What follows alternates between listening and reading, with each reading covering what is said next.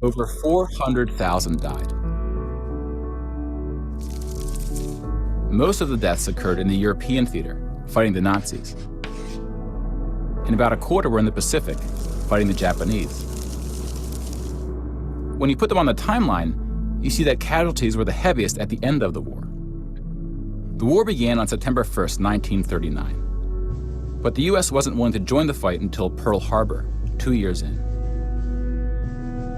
The deaths increased drastically on D-Day, when the Allies invaded Normandy. One of the most tragic moments of the war was on D-Day at Omaha Beach, where 2,500 Americans fell. So about the same number of US soldiers died on this single beach landing as the entire 13 years of the recent war in Afghanistan. The bloodiest battle in the Pacific was Okinawa, which lasted 82 days, during which 12,500 Americans died. About 5,000 of these deaths were at sea from kamikaze attacks.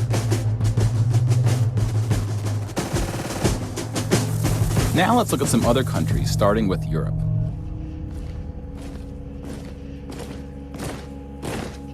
Germany started World War II when it invaded Poland. Poland ultimately lost 200,000 soldiers in the war. Most died after the invasion while the country was occupied by Germany and the Soviet Union. Germany, meanwhile, lost just 16,000 in the invasion of Poland. The Nazis went on to invade and conquer other countries, including Denmark, Belgium, the Netherlands, France, Greece, and Yugoslavia. France surrendered, but after losing 92,000 soldiers in the Battle of France. Over 200,000 ultimately fell, which includes deaths in POW camps, French colonies, and other fighting.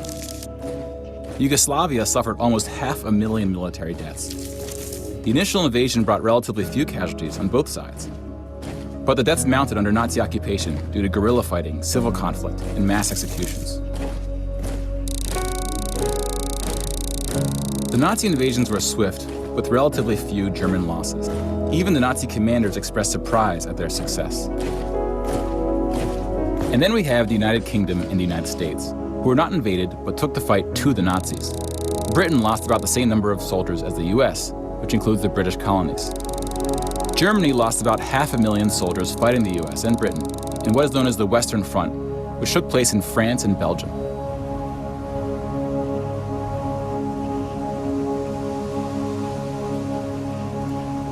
But most Nazi soldiers died in the Eastern Front, Germany's unsuccessful invasion of the Soviet Union. The numbers are staggering. The most famous battle of the Eastern Front, and perhaps the turning point of the European war, was Stalingrad. The German Sixth Army successfully took Stalingrad, but then got surrounded by the Soviets and cut off from food and ammunition. 500,000 Nazis would ultimately die in Stalingrad. Another 100,000 were taken prisoner, of which 6,000 would ever return. POWs had a low survival rate throughout World War II, and it was particularly grim in the East. When you include these POWs, roughly the same number of Germans died in Stalingrad as all the Western Front fighting against France, the UK, and the US. And though Stalingrad was a victory for the Soviets, they suffered almost twice as many losses as Germany.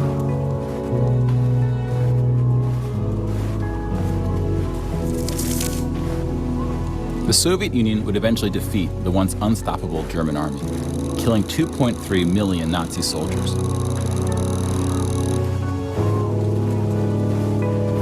But winning the war came at a cost.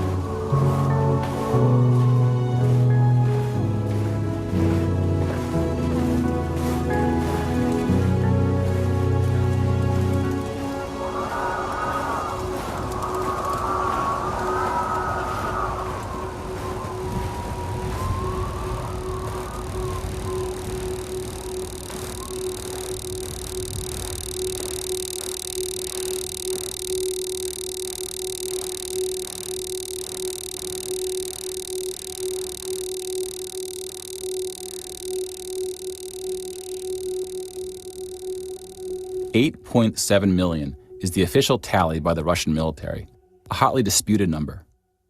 Some studies have calculated as many as 14 million dead.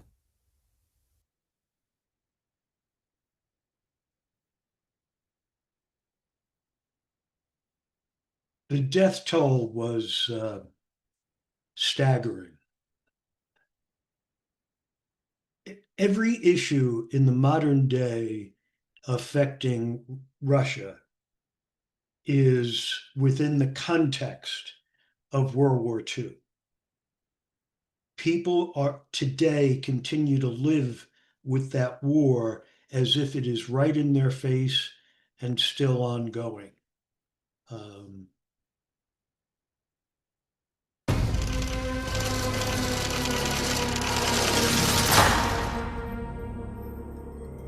I'm sitting with him at dinner. I told him I'd been at the memorial of the siege of Leningrad. And he said, I'll tell you a story. He said, my father was one of those people who was on the front lines and had gotten 24 hours off to go home.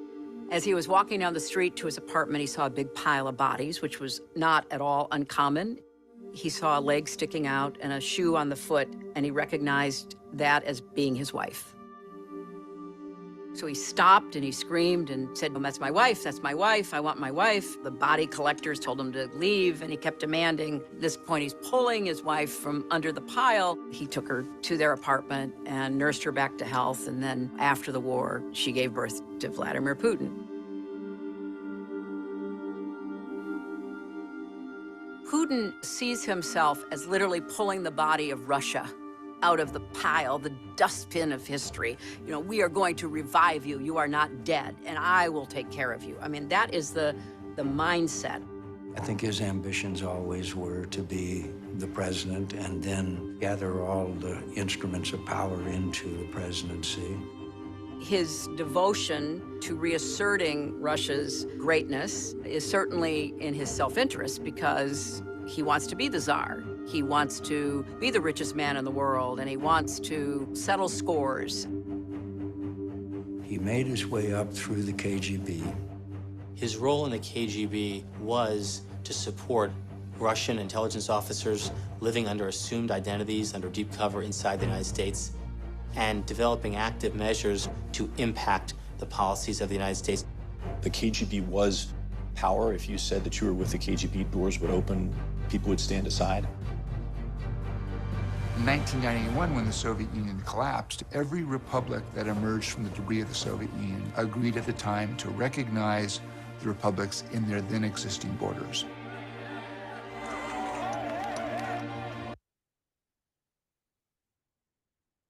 The idea that Putin as a young man was thinking about being the president, the head of Russia, to me seems really stretching it. I think that when the Soviet Union was falling apart and he was able to finagle his way to get close to Yeltsin, then he may have gotten that, but I don't think before then. There's a strong sense in which those bells are tolling for Vladimir Putin. By immersing himself in Russian tradition, he's made himself a modern Tsar. He embodies nostalgia for Russia's past greatness and the more recent power of the Soviet Empire. But the dark side of that nostalgia is a potent sense of grievance, a grievance that the world has undermined or taken away Russia's rightful place in the world. Putin believes the West has conspired against his Russia. It's one of the reasons he feels justified in conspiring against them. The more inflated his image of himself becomes, the bigger the enemy needs to be. Like, who is he protecting Russia from? Well, it can only be the United States. As far as Putin is concerned, and as far as most Russians are concerned, Russia has been at war with the United States, not a Cold War, but a hot war, in Ukraine since 2014.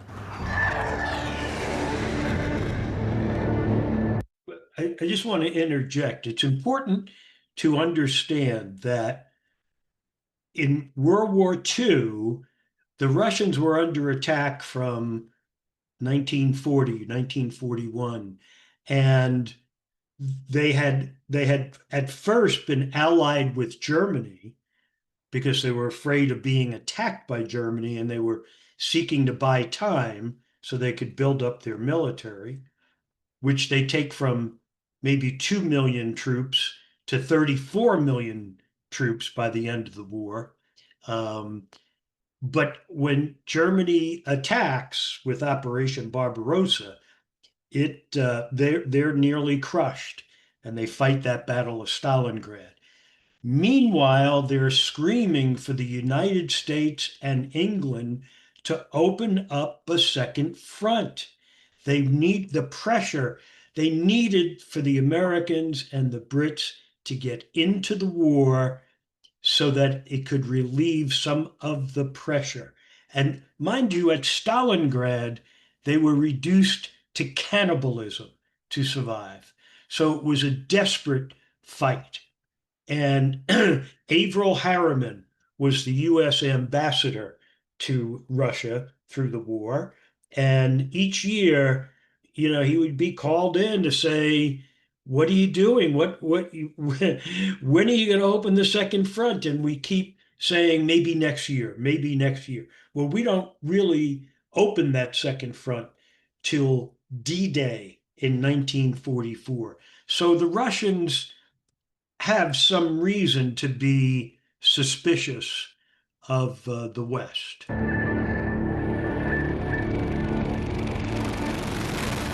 Putin's sense of grievance was inflamed when the US imposed economic sanctions in retaliation for Russia's military assault on Ukraine and annexation of Crimea.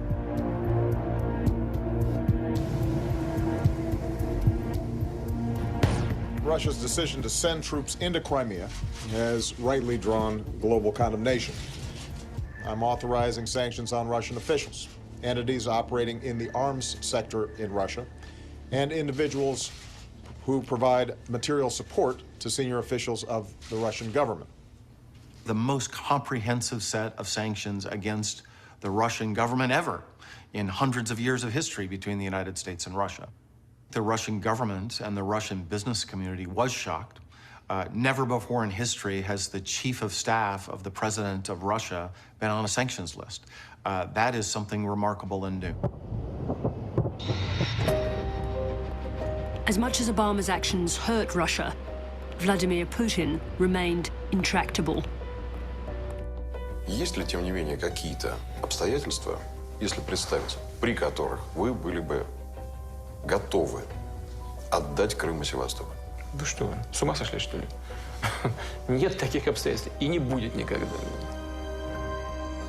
In 2016, as the presidential race in the United States narrowed to two candidates, the Russians were watching closely.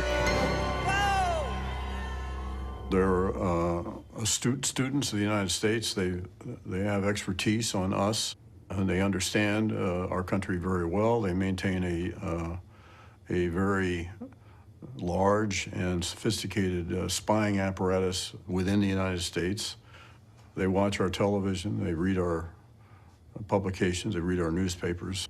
The people of Crimea, from what I've heard, would rather be with Russia than where they were. And you have to look at that also.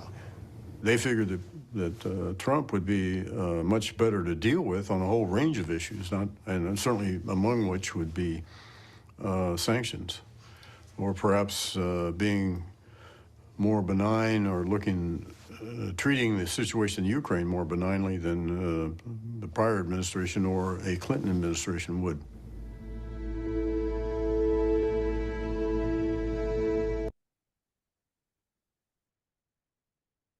The fall of the Soviet Union was many years in the making. When it came to the end of World War II, they were very angry with the West, particularly as Harry Truman introduces the atomic bomb, and Stalin has not been in the loop. He hasn't been briefed on it. And so they're keeping secrets. They let us get slaughtered for 4 years. There's real friction.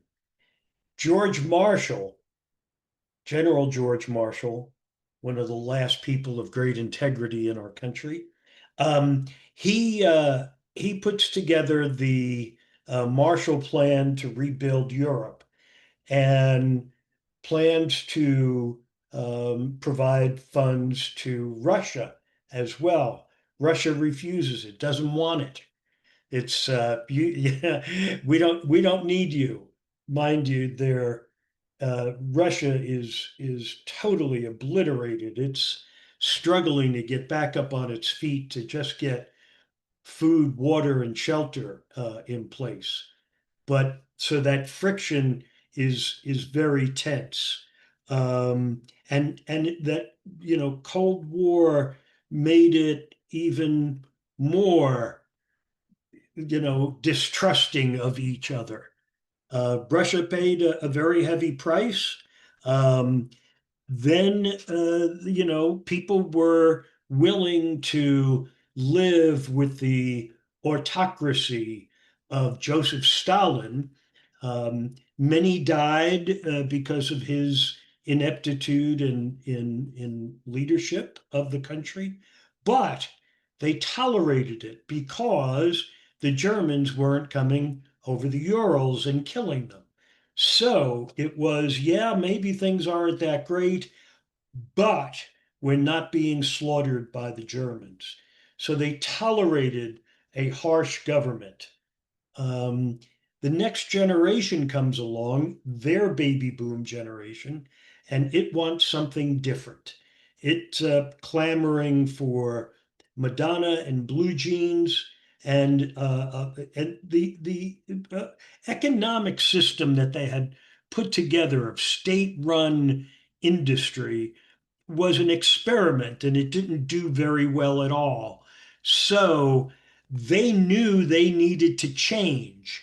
Along comes Gorbachev and Perestroika, and Russia goes through changes.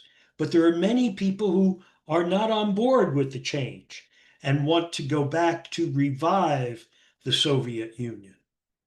Universal rights that all human beings deserve. The story begins on New Year's Eve, 1999.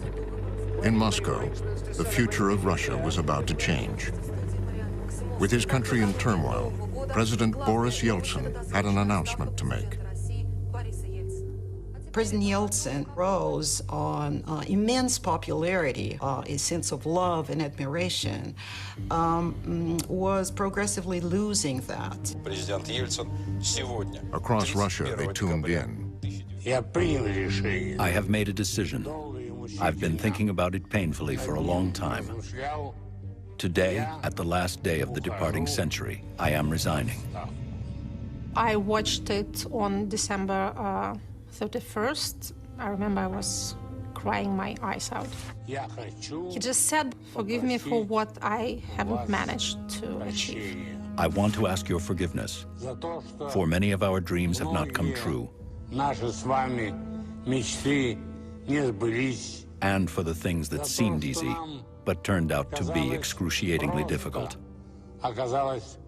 He gave this absolutely heartbreaking speech. He said that he wished that he had done a better job by the Russian people. And he said, I'm tired and I'm leaving. It was impossible not to cry. Yeltsin's final act as president, the father of Russian democracy, turned over the country to his little-known prime minister, a former KGB officer. I have signed a decree giving the responsibilities of the President of Russia to Prime Minister Vladimir Putin.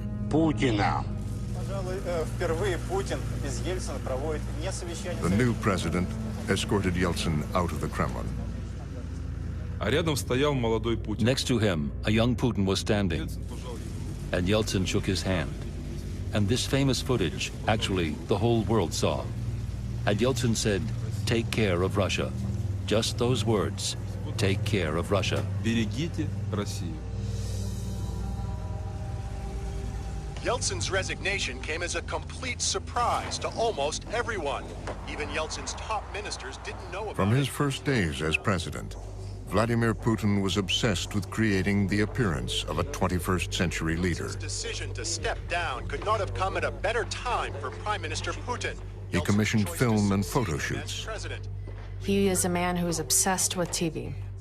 He watches tapes of the evening news over and over and over again to see how he's portrayed, to see how he looks.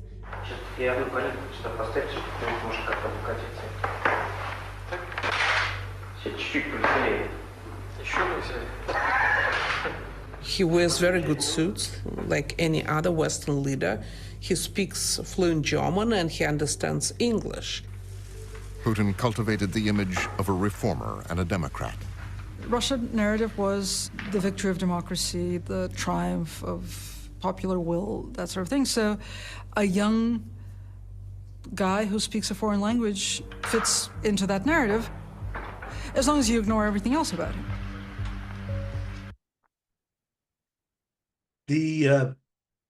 Yeltsin had a very strong relationship with the Clinton administration, and America was very much involved in assisting Russia in transforming from a state-run economy to a free market economy. And Clinton and Yeltsin were real buds. They would drink a lot of vodka together. Putin comes in, Clinton meets him, and Clinton immediately knows things have changed. Dignity and strength to the Russian presidency that had been missing under Boris Yeltsin. President Clinton arrived in Moscow carrying a message of cooperation. Putin's first test with the United States, a visit from the American president. Bill Clinton had come to the Kremlin to evaluate Putin for himself. President Clinton wanted to get a little bit a feel. He wanted to meet him in the Kremlin as president. Two presidents, one near the end of his term, the other... Putin seemed indifferent to the American president, who had championed Yeltsin and liberalization and expanded NATO. Putin conveys a huge amount through body language. He tries to show you that he's the alpha male in the room through the way he spreads his legs, through the way he slouches a bit in his chair, through the way that he will look at people and kind of give them a dismissive hand wave. Putin doesn't have much time for him. And this is not what Clinton was used to when it came to Russia. He was used to having somebody he could relate to, and Putin is a cold fish. And Clinton didn't respond well to him. If Mr. Clinton was hoping for a foreign policy triumph, he won't get it here. Later that day, Clinton received a warmer reception from Boris Yeltsin and issued a warning about Putin. Bill Clinton looked hard into Yeltsin's eyes and said, "I'm a little bit concerned about this young man that you have turned over the presidency to. He doesn't have democracy in his heart." And he reached over and poked him in his heart. And I will never forget the expression that came over Yeltsin. Yeltsin's confidants say by the end of his life, he would come to agree with Clinton. Before Boris Yeltsin died, he told intimates that it was a great mistake for him to have selected Putin as his successor.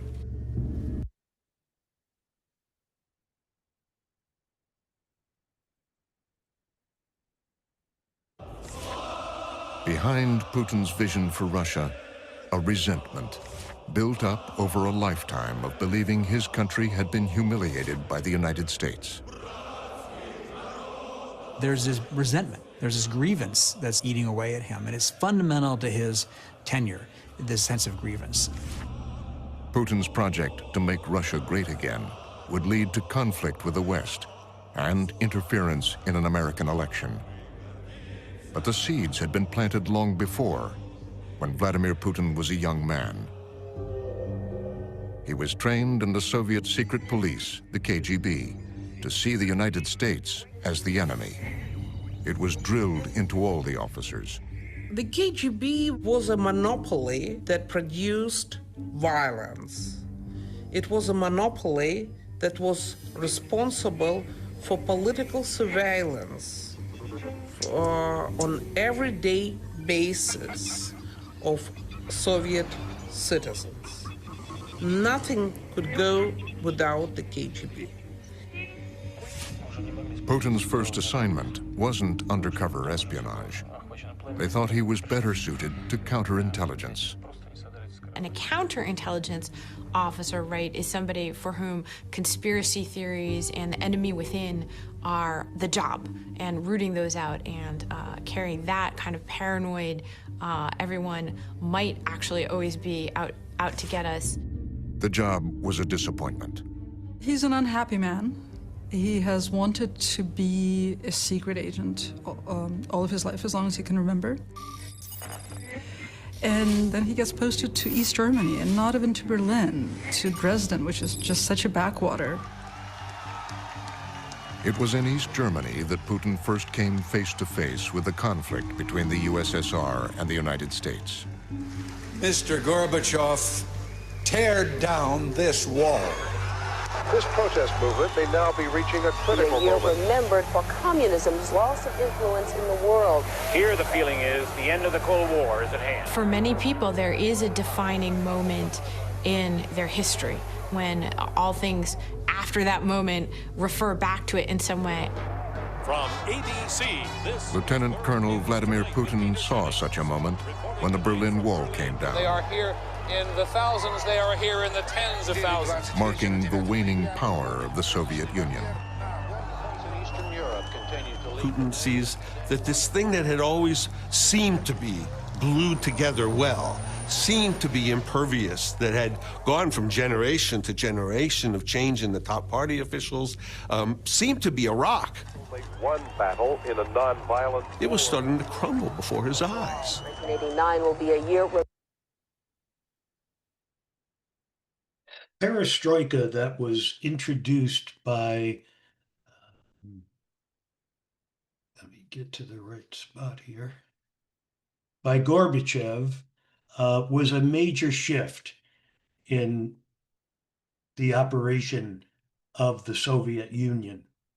There were great expectations that came from that.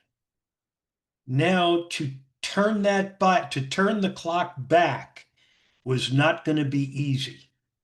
But Putin was a conspiracy theorist, which meant he could come up with conspiracies. And so he stages an attack against Russia by Chechens that he can then attack and declare what is essentially martial law. Became a political operative and a bureaucratic fixer. He's a master bureaucrat. Russia has always been a bureaucratic autocracy. This is how, for example, Stalin became the general secretary. He was an amazing bureaucrat. He out-bureaucrated all the other bureaucrats. And Putin does too. He is very good at the bureaucracy of all of it. By the late 90s, he even earned the confidence of Boris Yeltsin. They were an odd couple, a former spy and a progressive politician who was trying to bring democracy to Russia. Boris Yeltsin decided to break totalitarianism, to crush what was left of communism with a simple idea, which is maximum freedom first. Before long, Yeltsin promoted him to lead the KGB's successor, the FSB. He undertakes this remarkable rise, basically having nothing to do with the center of power in Moscow to running its most important security agency, working in the Kremlin. Putin had convinced Yeltsin that he shared the president's democratic goals. He's a professional liar. To lie is what he was taught in the intelligence school. He was pretending that he was going to pursue the same development of Russia as Yeltsin did. But that's all is just one big lie. Another major shakeup of the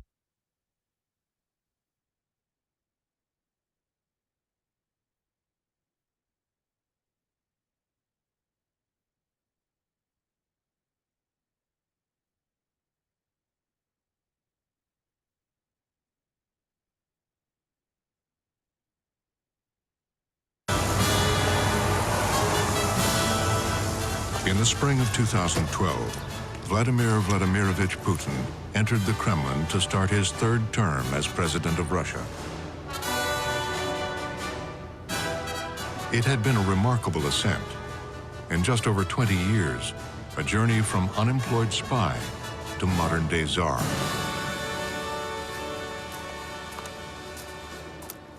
Lieutenant Colonel Andrei Zhikov has watched that climb to power. A former police investigator who once wanted to arrest Putin, he says his rise has come at great cost. В принципе, коррупция, конечно, в России была всегда. Well, of course, there has always been corruption in Russia, but building it into such a meticulous system was something only Mr. Putin has managed to do. Скажем так, можно ли на основании той базы, которая уже находилась? Could Putin be held criminally responsible based on the evidence that has already been gathered? Absolutely, yes. Безусловно, да. In 2010, Zhikov laid out evidence he had gathered from an investigation of Putin's early years in city government in St. Petersburg. He posted it on YouTube. Mysteriously, there have been efforts to delete it from the web, but not before it was downloaded by Russia expert and author Karen DeWisha. And in its essence, what did that series that he posted, what was the summation of it? The summation of it was a detailed account of the criminal activities that he feels Putin was involved in. Abuse of power, abuse of his official position, involvement in relations with organized crime, knowledge about money laundering. I mean, a whole range of economic crimes. DeWisha says that Zhikov's charges are part of a larger culture of corruption in Putin's Russia. She has been gathering extensive documentation for a new book on what she calls Putin's kleptocracy and how he and his circle have shaped the country. I started thinking, instead of seeing Russia as a democracy in the process of failing, we need to see it as an authoritarian system in the process of succeeding. That they're not actually incapable of being democrats. They don't want to be democrats. What about that? Let's work on that thesis. And if that's correct, when did that start? And that's what took me to the 90s, because they were stealing from the very beginning.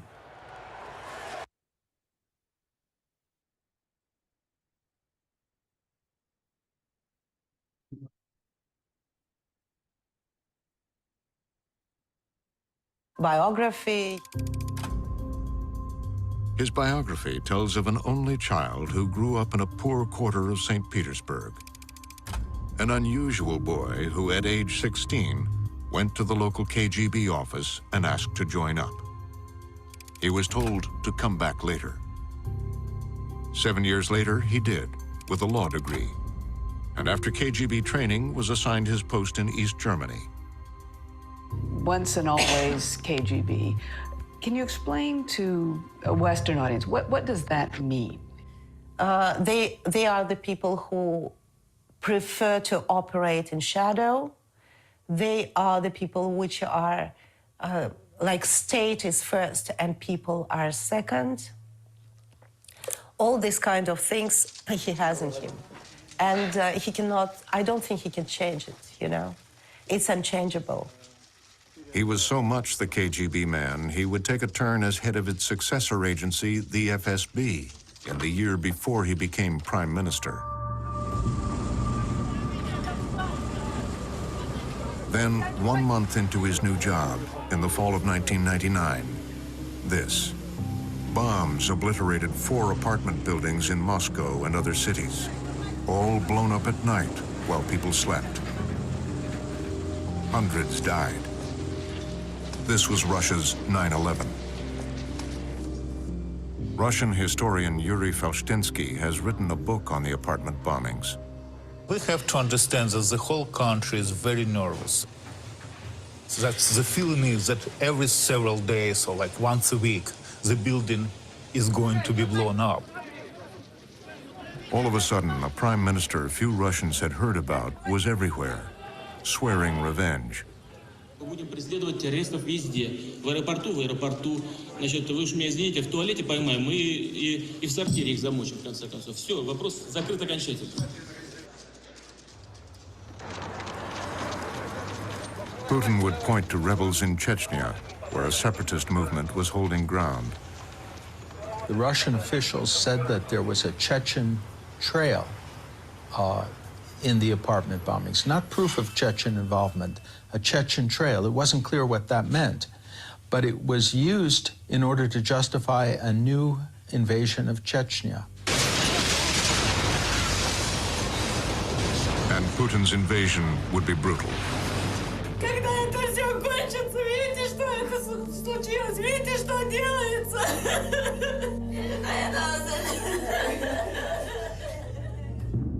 The man who waged it was a new national hero. He quickly became the most popular politician in Russia, even though before the apartment bombings, he was believed to have had no chance to succeed Yeltsin as president.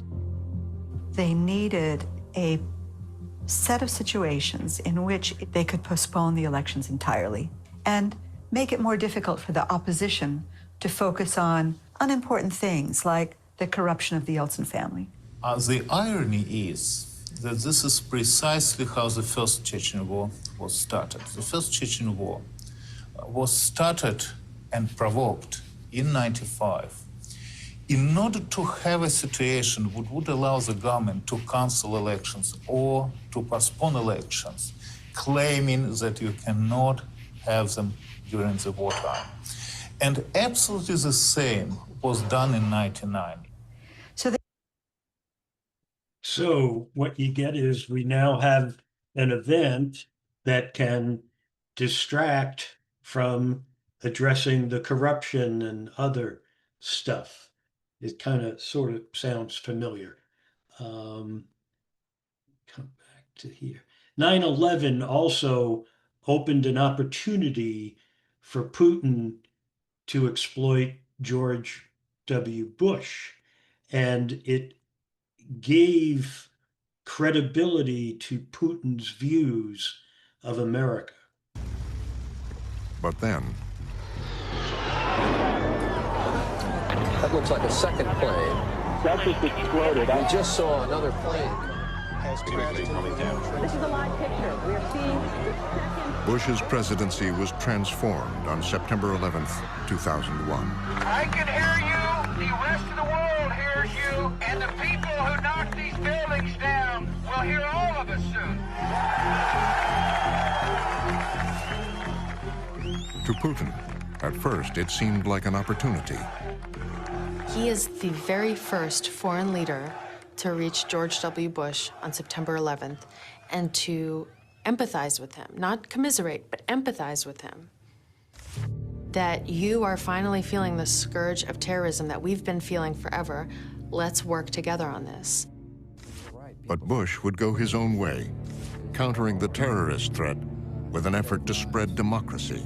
It is both our responsibility and our privilege to fight freedom's fight. The test case, Iraq.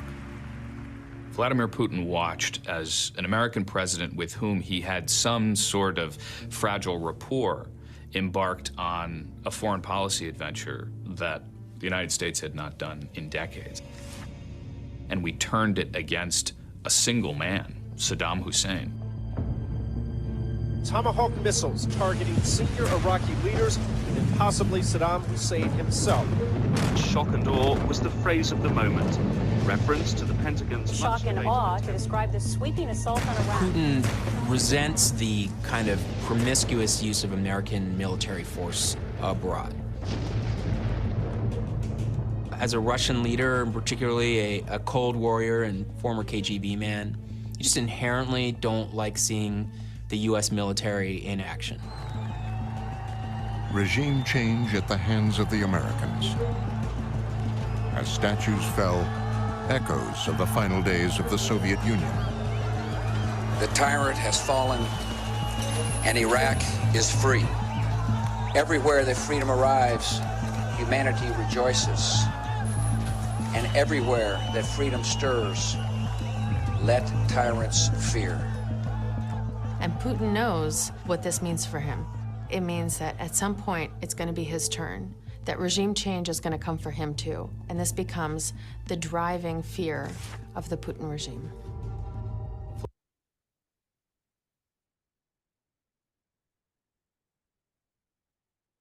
Yeah, the view emerges that if they can do this in Iraq, they can do this in Moscow. And so they become very aggressive in wanting to control the elections and wanting to undermine America as much as possible. Okay, George, we can open for discussion. Okay, as usual, we'll use the raise a hand function for your comments and questions. Lauren and I will try to keep things in order. Keep things in order with Sal, come on. So I'll just jump in before people get going here, because this is really, again, a lot to digest. Is there, when it is so fundamental to somebody's psyche and the way they operate, is there any, I don't want to, this isn't a good word, but I can't think of the right word right now, but is there any way to combat it or to work against it? I just don't, you're never going to change this man. I can't see. Well, I think that's right. I also think that if you take the circumstances that influenced him through his childhood, through adulthood, it's not going to be just him who feels that way. There's going to be a lot of people from Russia who feel that way. I think when you come to the end of a horrific event like the World Wars, it's imperative for the world powers to recognize we've become way too brutal. We've got to do something. And they did. They created the United Nations, which is formidable in my view. Again, my view is based on we have to give the UN time, maybe 500 years, for it to really serve the function of diffusing antagonisms, diffusing resentments that have grown up. If it wasn't Putin, it would have been somebody else. Look, Putin was no worse than Stalin. So you're thinking he was just the right guy at the right time. Just right. There could have been, the circumstances created him. He didn't create the circumstances. And so if it wasn't him, it would have been someone like him. And I guess that sort of, is the same sort of thing that we see with a lot of our terrorist organizations, that those people have grown up in situations that are so horrific that when they get to be adults, they think, well, hey, it's, fight or die, there's just there's no in between. And so, I guess I can understand that, but I don't know how you work with somebody like that, that's so single tracked, Well, yeah, no, look, it's whenever you get people who have been abused and have resentments and have legitimate grievances, whenever they fight back, they get labeled with the pejorative of terrorist. And it then obfuscates any real understanding of what's going on here. If I can define you as a terrorist, then you're just some maniac that wants to go kill people for no logical reason. And that gives me reason to get rid of you. Right. And I can fear you, and if I fear you, I'll then hate you, and if I hate you, I'll then kill you. So this pattern plays out time and time again. You know, the 9/11 attackers, we really needed to take a deep look at where they came from. What was it, like 15 of them came from Saudi Arabia? Saudi Arabia has the largest spread of distribution of wealth. The very wealthy, the very poor, larger than anyone else. And, you know, that's kind of what's going on there. So, and what they did, what happens there is they came to see that the problems for them weren't based on its own government. Its own government had been corrupted by the United States. So they said, we have to go and attack the head of the snake. We've done That's what that they a did. number of times. So, you know, but what I'm hopeful of, again, I think of things not in our lifetime, but that the UN and other institutions like it will be able to lead us into a better day. You know, we do have an international criminal court who, you know, wants to prosecute Netanyahu. You know, forget religions, Palestinians, Jewish, forget that stuff. Just look at the people in Gaza who were being slaughtered. I don't care what faith they are. I don't care what nation they're from. That's a breeding ground for the next 9/11 attackers. you can place bets on that. It's going to happen. Yeah. I just think it's really it'll be hard to overcome. Never give up hope. Hi, Norm. Hi. I have to differ with you on the UN's role. Go ahead. The UN is pretty much governed by the Security Council. There are 15 members. 5 of them are permanent members, and any one of those permanent members can veto anything going on, and any resolution. Russia and China are 2 of the 5 permanent members. Russia vetoes anything, most things. One of the things Russia has done is caused, and the General Assembly has ratified this, cut back in UN peacekeeping operations. And the way UN peacekeeping, I know this because my son worked for UN peacekeeping. And essentially what the UN does, it rents military battalions, very expensive. The largest line item in their budget was peacekeeping. The General Assembly and the Security Council has cut back on that. Who's taking their place? The Wagner Group. And the Wagner Group gets concessions in minerals and natural resources, and that's why Putin wanted Prigozhin out of the way. Prigozhin was the former leader of the Wagner Group, and so it's very much of a Cold War kind of activity, and meanwhile the Trump administration, probably not by conspiracy or design, but just because of the politics that Trump espouses, isolationist, is playing right into that. And so you wake up one morning and the Russians and the Chinese control most of Africa to the extent they can. That's where they're getting many natural resources. It's pretty much a mercantile operation.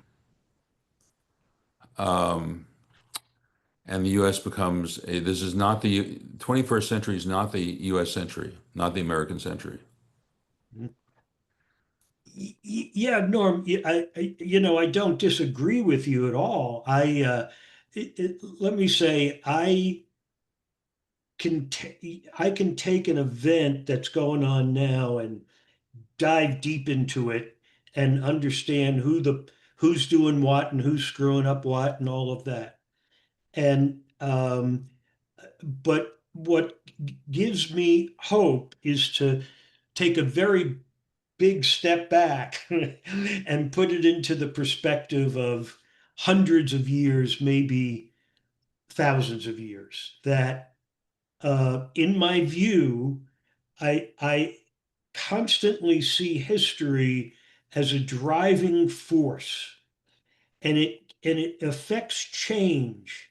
We're very different than we were, let's say, 500 years ago. The world is a different place. And, we've made a lot of advances.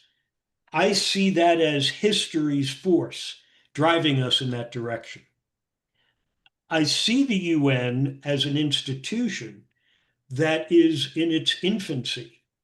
And as it grows up, it will hopefully become a platform for a better world.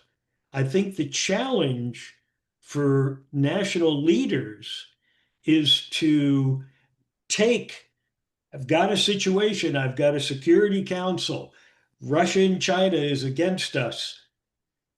How can we approach this so we make it better for ourselves? How do we do that? Well, if you look at the current administration, they're just going to throw gasoline on the fire. But you would hope that we would, at some point, get a more enlightened leadership that is going to maneuver the world affairs in a better way than simply flexing U.S. muscle. That's my hope. I think that we're so quick to use muscle, we don't do anything strategic. I have to say, it's like with Iraq. The 9/11 attack took place. The immediate answer was muscle. I mean, when I would teach classes in different military associations, that kind of stuff, I'd say, and mind you, they studied the art of war in the military colleges and they studied the art of war, but it's almost like it goes in one ear and then they throw the book out. But it was, and I would say, I got good news and bad news. The good news is you're the most powerful nation in the world. The bad news is you're the most powerful nation in the world because it blunts out your ability to think strategically. I mean, by attacking Saddam and doing all of that stuff sent a signal to people in China and in Russia, this is what they're going to do to us. And, the consequences of the avalanche of refugees that set forth, all of it was just bad thinking, in my view, and not looking at that broader, bigger picture. Yeah. Well, it may not be the UN that is that world organization. There's now open discussion. What happens if the UN is not around anymore? We're in trouble. Yeah, but that's an open discussion. No, I understand. And thinking of what does the successor organization look like? Yeah, no, I think it's at least a move in the right direction. And I think if we don't keep going in that direction. Well, the UN is a product of World War II. Right. And the composition of the Security Council is a product of World War II. Right. Is that the appropriate mechanism for world peace? And it may not be.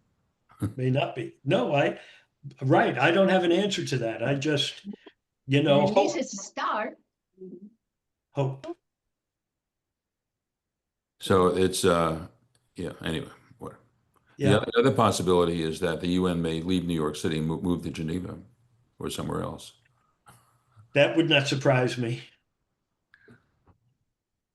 Because we're doing everything we can to, make everything uncomfortable for people. Louis? Hi, Lou. Woo-hoos. Well, Woo-hoo. that was a very good presentation, as you usually do. And I learned a lot that I didn't know about Putin. What I'd be interested in hearing from you is looking forward, assuming he will survive and live for, let's say, another decade. What would you project, and your crystal ball, which sometimes I know gets hazy, but you usually clear it up quite a bit, especially when you do a good evaluation and analysis.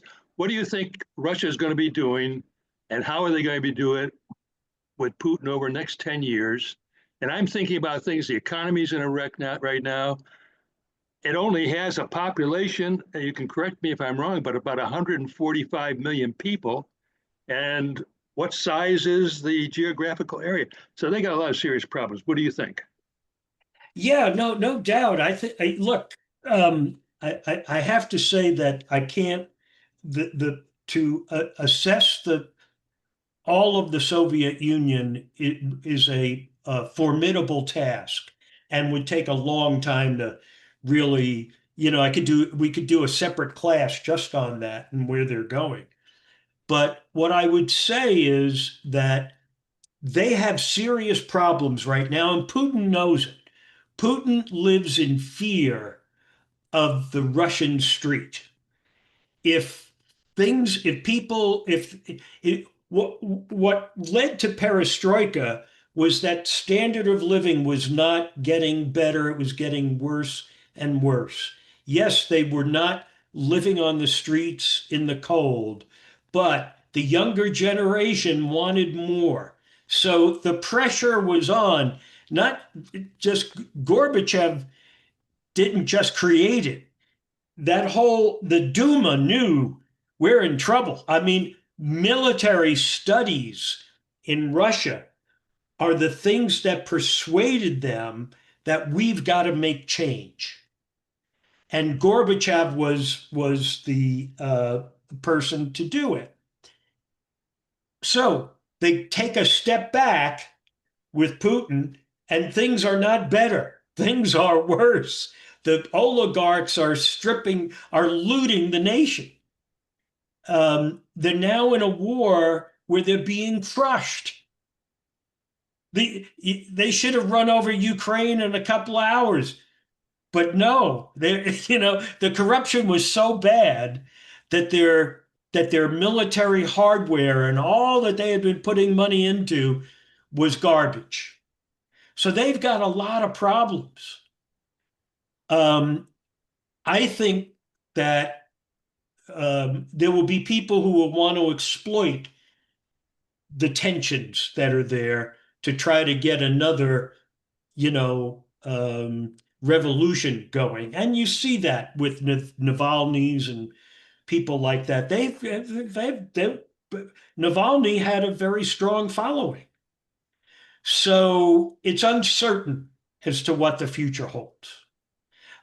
Is Putin brainy enough to be able to navigate it? I don't think so.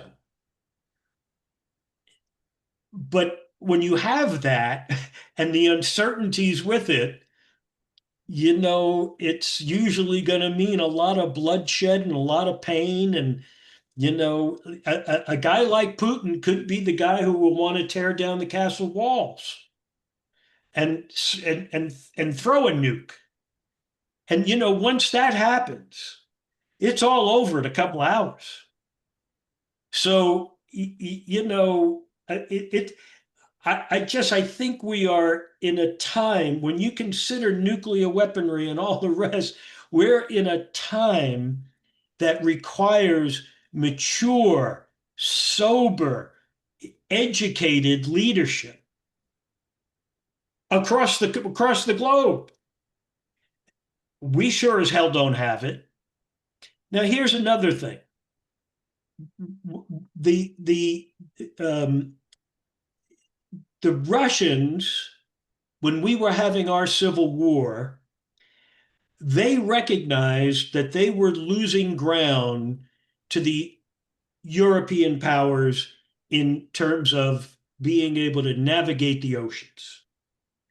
And so they decided we have to develop an intelligentsia. And they freed the serfs.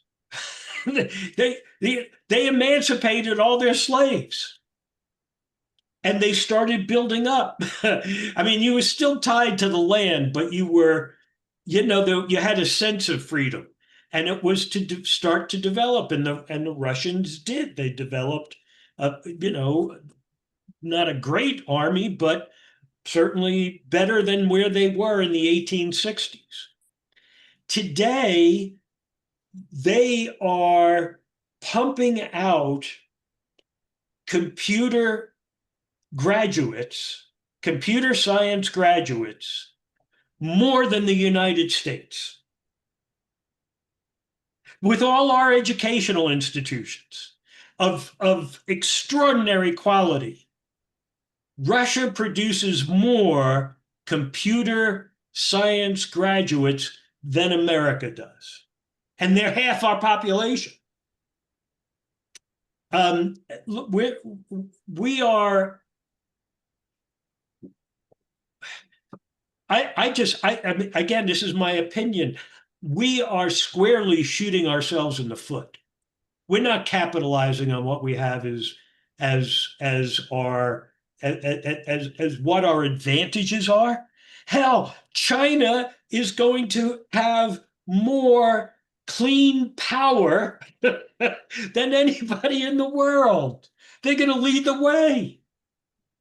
To me, this is the stuff that people rip their hair out, as I have. It's when you consider I'm sorry, I'm rambling on, but we have the finest educational institutions on the planet. And what are we doing to them? We're deconstructing them. You're muted. You're muted, Lou, if you can unmute. But it doesn't have to remain that way. It shouldn't remain that way.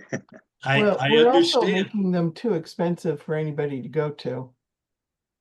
Well, but that's the whole thing, is that, if we were smart, we want to get more and more people into colleges, get them educated, and take advantage of it. Not So I had another part of the question. I know this is all about Putin, but if you would like to comment, if so or not, or else I'll invite you to lunch and we'll talk about it. But you mentioned a number of traits, a way Putin operated, and especially the way KGB training, and I see some parallels, of course, with what our current president is operating. Would you like to discuss that a little bit more about what else and how successful that goes, or leave it for another time? Well, no, you are right on cue, Lou, because what Lauren's about to ask me is, what do we have coming up next? You know what? And hang on one second. Here we go.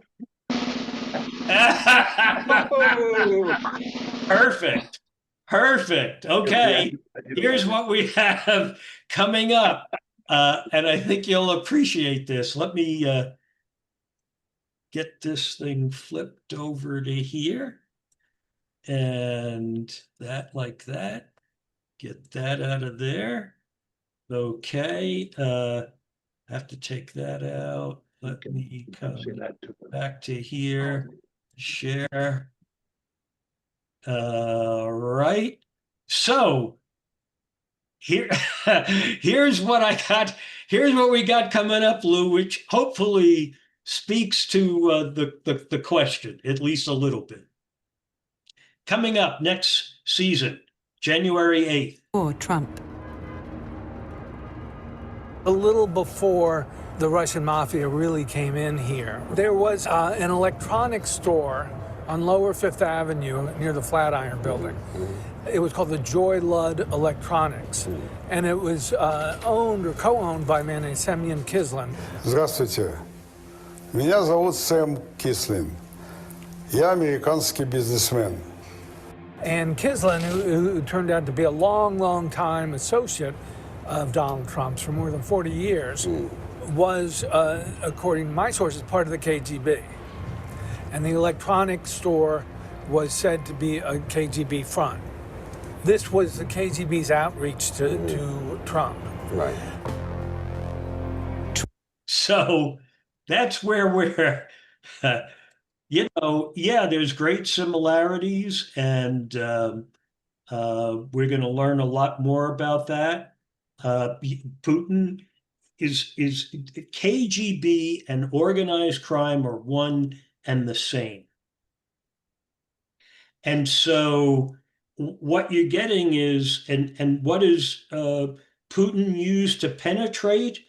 He's using the mob, the mafia, the Russian mafia. Now, when Kislin connects with Trump is before Putin is in power. Putin is still a KGB agent. What happens is Trump is remodeling the Commodore Hotel next to Grand Central Station in New York. It's his first project, and there's a great story behind it. And he's made a mess of it. He's only 30 years old. He doesn't know what the hell he's doing.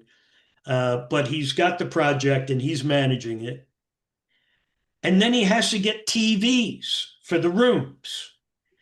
And so he goes walking around Midtown Manhattan looking for a TV appliance store.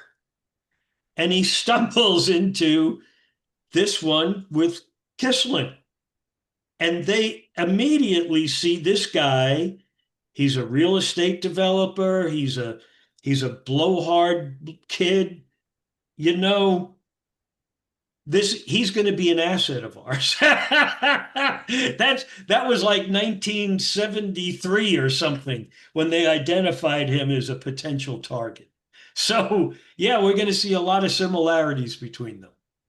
So if anyone has any more questions about what Sal is talking about, you can go to our website and see the little blurb about Trump money laundering, ?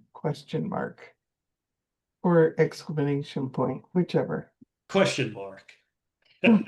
It's for you to decide after we present the evidence. Perfect. Sal, did you set Lou up for this? Yes, I did. I did. Gave him the script and he delivered it perfectly. There we go. As usual, Sal, you overwhelmed us with all your videos, with all your analysis, and the dedication you put into this is incredible. Well, thanks. Thank you. So I've asked everyone to unmute, turn your videos on. And Laura, do we have someone else? No, we're just clapping here. Thanks, everybody. Please be safe. We'll see you after New Year's. We'll see you soon.